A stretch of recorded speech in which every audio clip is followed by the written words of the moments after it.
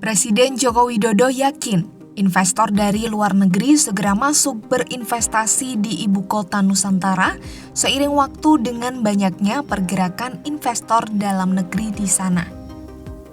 Pasalnya, ada 3 bidang yang memang diprioritaskan bagi penanaman modal asing, yakni sektor pendidikan, kesehatan, dan teknologi.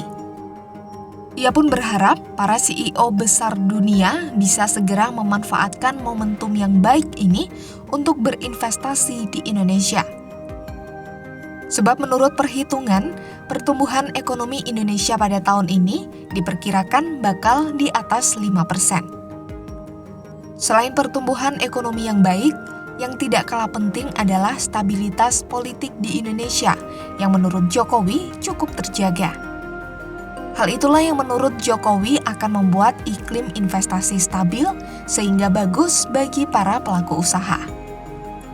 Pernyataan ini disampaikan Jokowi usai menghadiri APEC CEO Summit di San Francisco, Amerika Serikat pada 16 November 2023. Sampai saat ini belum ada, tapi saya yakin bahwa setelah investor di dalam negeri bergerak semakin banyak setiap bulannya, investor dari luar akan segera masuk. Kita lihat aja nanti, pasti akan masuk.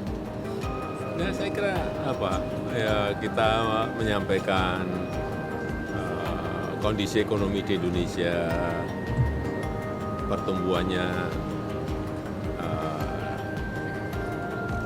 saya kira tahun ini akan di atas 5 lebih dikit. Tahun depan juga, insya Allah juga 5, di atas 5 sedikit. Dan juga inflasi yang masih terkendali antara 2-3%. Dan yang paling penting juga stabilitas politiknya juga baik-baik saja, saya kira. Sejauh ini tercatat ada lebih dari 500 proyek investasi dan kontribusi yang telah diidentifikasi di kawasan inti pusat pemerintahan IKN Kalimantan Timur, di mana 190 proyek diantaranya merupakan pembangunan ruang terbuka hijau.